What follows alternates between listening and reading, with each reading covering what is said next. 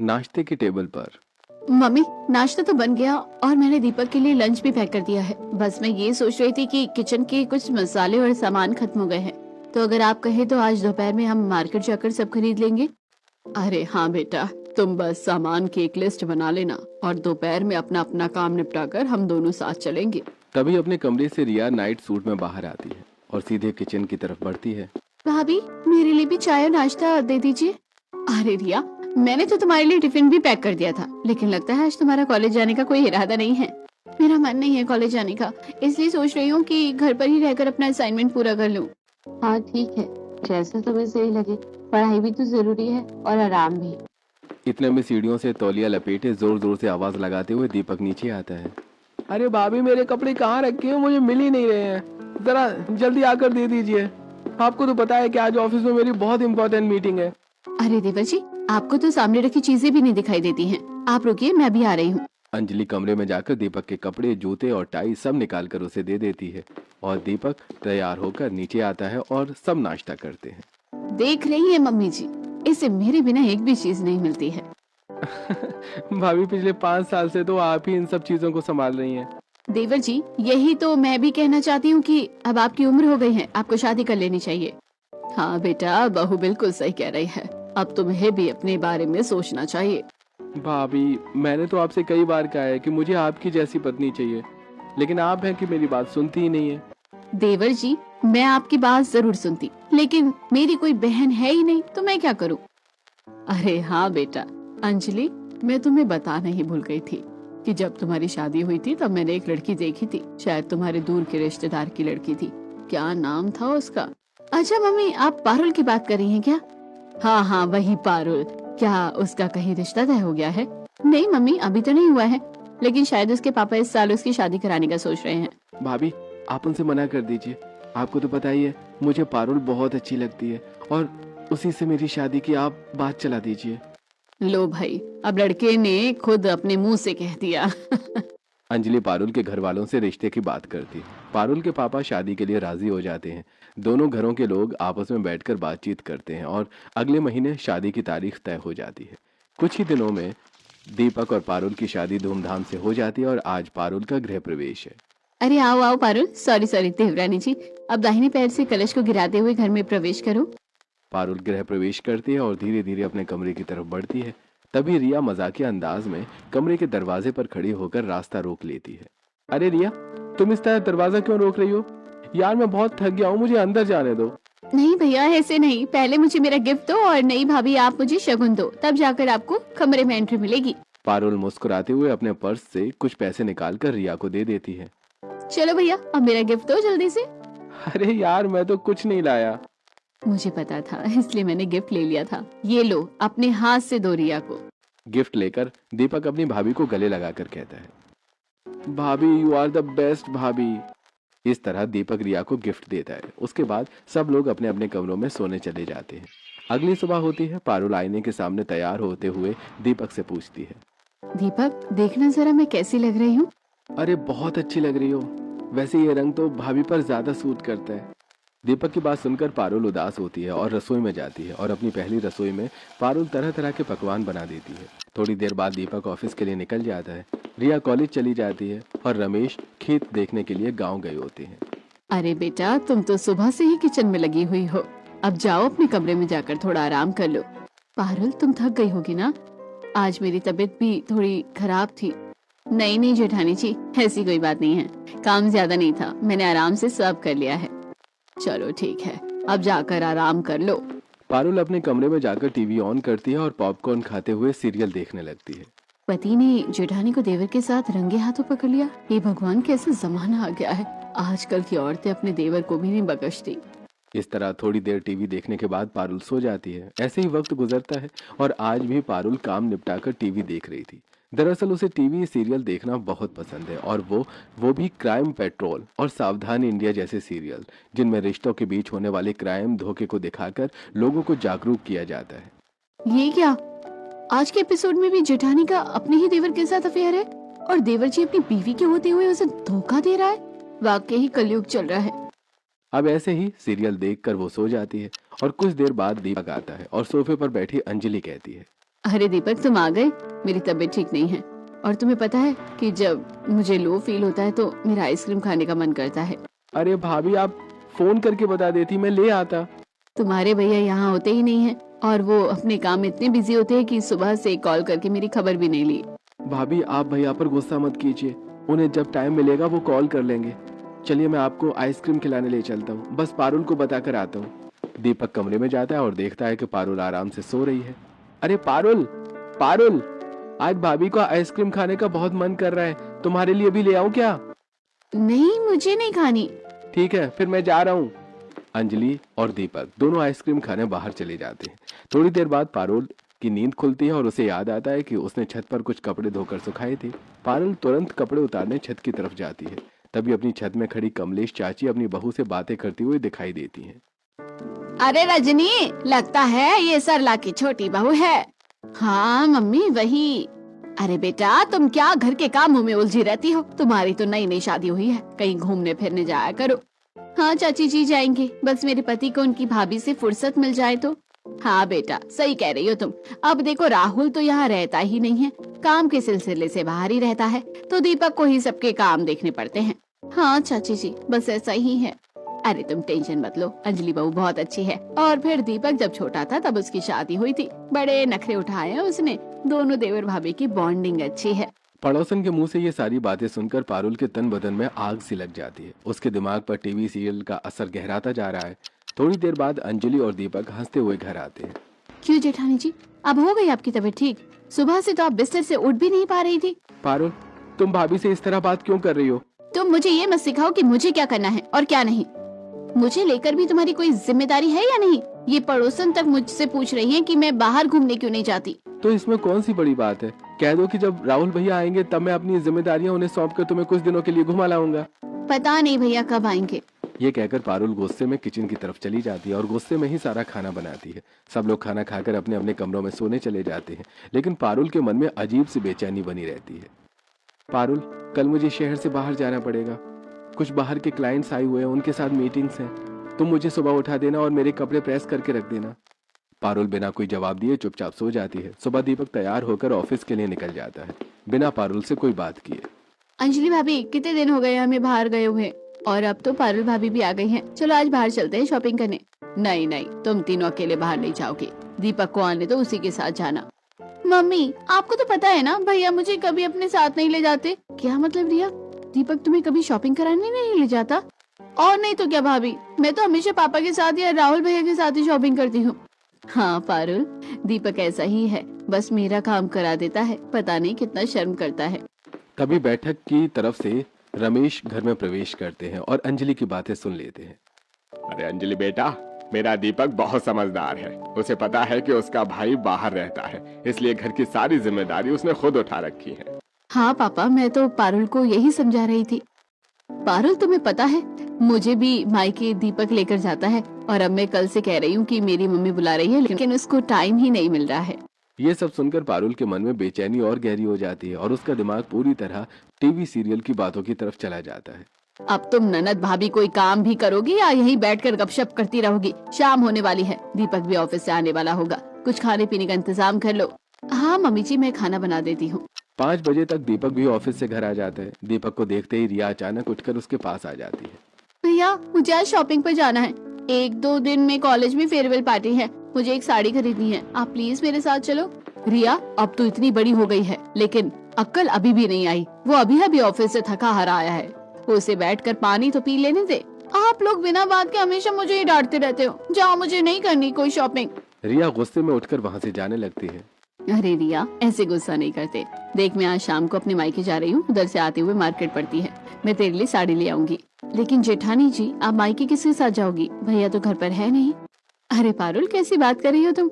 मुझे तो हर बार मायके दीपक ही लेकर जाता है। अंजलि की ये बात सुनते ही पारुल अंदर ही अंदर बुरी तरह परेशान हो जाती है। पारुल का ध्यान तुरंत उन टीवी सीरियल्स की तरफ चला जाता है जिनमें जेठानी बहाने से देवर के साथ बाहर जाती है, फिर साथ में रेस्टोरेंट में खाना और मूवी देखने तक चली जाती है। गुस्से में भरी हुई पारुल तुरंत कमरे में आती है। दीपक, रिया तुम्हारी छोटी बहन है, उसको लेकर भी तुम्हारी कोई जिम्मेदारी है या नहीं? अरे पारुल, मैंने अपनी जिम्मेदारी से कम मुंह मोड़ा है। हाँ हाँ, जिम्मेदारी तो बस जेठानी जी को लेकर ही याद आती है। उन्हें मायके ले जाने का तुम्हारे पास पूरा समय है, लेकिन अपनी बहन को तुम शॉपिंग तक नहीं करा सकते। पारुल की बातों को दीपक अनसुना कर देता है। दीपक गाड़ी की चाबी उठाता है और अंजलि को उसके मायके छोड़ने के लिए निकल जाता है। वापसी में दीपक रिया के लिए शॉपिंग भी करवा देता है और अंजलि अपने लिए भी कुछ सामान ले लेती है। घर जाकर अंजलि सारा सामान हॉल में बैठकर पारुल और सरला को दिखाती है। बेटा ये सब तो ठीक है, लेकिन तुम पारुल के लिए भी तो कुछ ले आती। क्यों मम्मी, मुझे दिलवाने के लिए मेरा पति है ना, वो भी तो मुझे शॉपिंग कराने ले जा सकता है।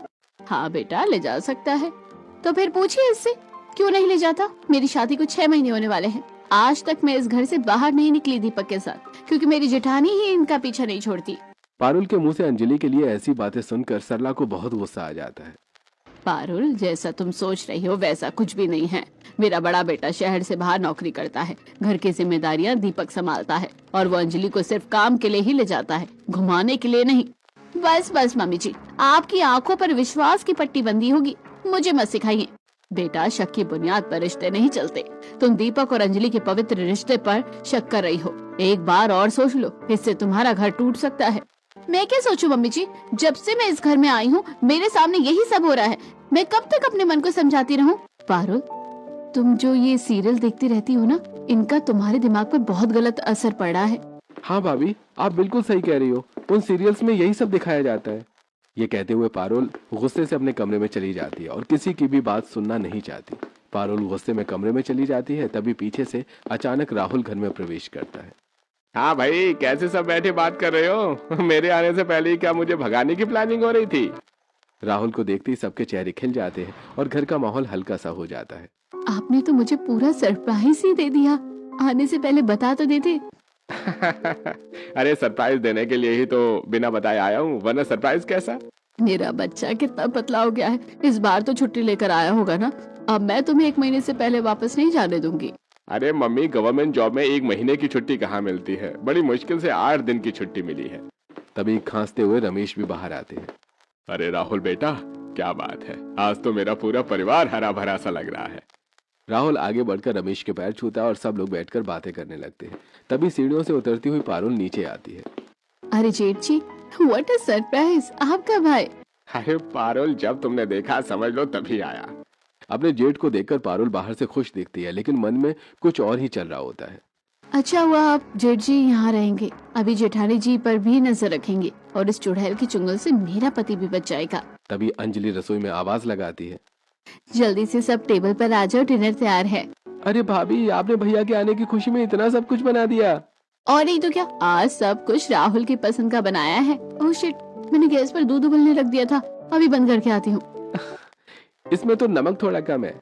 रुको बेटा, मैं नमक ले आती हूँ। नहीं मम्मी, मैं ही ले आता हूँ। जैसे दीपक उठकर रसोई में नमक लेने जाता है, अंजलि वहाँ पहले से मौजूद होती है। नमक की डिब्बी ऊपर शेल्फ में रखी होती है और दीपक जैसे ही उसे उतारता है, उसी समय बाहर से पारुल की नजर पड़ जाती है। पारुल को ऐसा लगता है जैसे दीपक ने अंजलि को हक कर लिया हो। ये देखकर पारुल अंदर ही अंदर जल उठती है। अब बस बहुत हो गया। गुस्से में पारुल बिना कुछ कहे अपने कमरे में चली जाती है। पारुल को क्या हुआ? क्या वो हमारे साथ खाना नहीं खाएगी? पता नहीं बेटा, तुम लोग खाना खाओ। सब लोग बैठकर खाना खाने लगते हैं, लेकिन पारुल के मन में गुस्से की आग और तेज जल रही होती है। दीपक अपने कमरे में जाकर देखता है कि पारुल चुपचाप बैठी हुई है। अब तुम्हें क्या हो गया है? तुम मुंह फैलाकर क्यों बैठी हो? मेरा मुंह कहाँ दिखता है आपको? आपको तो कोई फर्क ही नहीं पड़ता है, मैं गुस्से में हूँ या नहीं। आपको तो बस आपकी भाभी की ही पड़ी रहती है। पारुल, ये बेकार की बातें मत किया करो। मैंने तुमसे 1000 बार कहा है कि मेरी और भाभी की बॉन्डिंग बहुत अच्छी है। हाँ भाई, वो बॉन्डिंग मुझे तो कुछ और ही नजर आ रही है। पारुल, अब तुम हद पार कर रही हो। और तुमने जो हद पार कर रखी है उसका क्या? अब तो पड़ोसनी भी मुझसे कहने लगी है कि मेरा पति तुझे कहीं लेकर नहीं जाता। अब उन्हें कौन बताए कि मेरे पति को अपनी भाभी से ही फुर्सत नहीं है। नहीं पारुल, तुम गलत सोच रही हो और बिना वजह अपने मन में शक पाल रही हो। एक मैं ही तो हूँ जो हमेशा गलत होती हूँ और बाकी सब लोग तो बिल्कुल सही होते हैं। अब ठीक है, मैं किसी से कुछ नहीं कहूँगी और चुपचाप इनकी हर हरकत को ऑब्जर्व करूंगी, फिर सबूत इकट्ठा करके एक दिन इनका भांडा फोड़ जरूर करूंगी। सुबह होती है और पारुल चुपचाप रसोई में खाना बनाने लगती है। वहीं अंजलि भी घर में काम में लगी होती है। जेठानी जी, मैंने अपना काम कर दिया है और अब मैं अपने कमरे में जा रही हूँ। हाँ ठीक है, तुम्हारे सीरियल का टाइम हो गया होगा ना। पारुल बिना कुछ बोले वहां से चली जाती है। तभी उसकी नजर दीपक के ऑफिस वाले कपड़ों पर पड़ती है जो वो कल पहन कर गया था। ये पॉकेट में क्या है? पारुल दीपक को पॉकेट से एक रेड रोज निकालती है, जिसे देखकर उसके चेहरे पर हल्की सी मुस्कान आ जाती है। शायद दीपक मेरे लिए लाया होगा और देना भूल गया होगा। उसका मन दीपक को लेकर थोड़ा सा साफ होता है और वो वापस से अपना सीरियल देखने लगती है।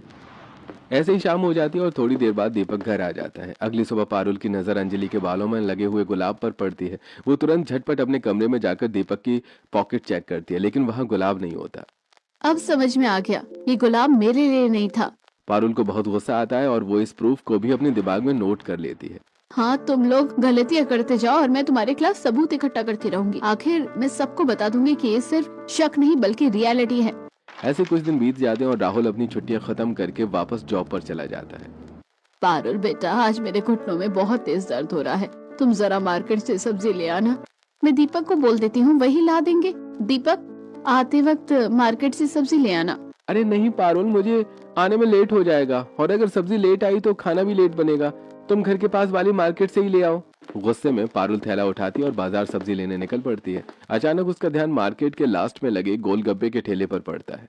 जिंदगी में वैसे ही लगे पड़े हैं, चलो गोलगप्पे ही खा लेती हूँ। तभी उसे अंजलि जैसी एक औरत दिखाई देती है। अरे ये तो जेठानी जी है, लेकिन ये यहाँ किसके साथ आई हैं? हे भगवान, दीपक कितना झूठ बोलता है। मुझे कह रहा था बिजी है और यहाँ अपनी भाभी के साथ आराम से गोलगप्पे खा रहा है। आने दो इसे घर।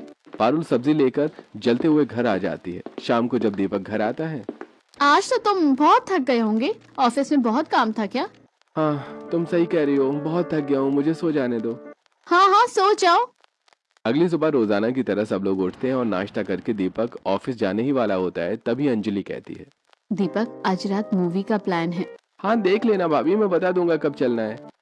देखते हैं, मैं मना करूंगी तो भी ये लोग कैसे जाते हैं। शाम को सब लोग डिनर करते हैं। भाई, मैं तो खाना बाहर ही खाऊंगी। मुझे बाहर का खाना सूट नहीं करता, मैं तो बस पॉपकॉर्न लूंगी। भैया कितनी देर में चलोगे?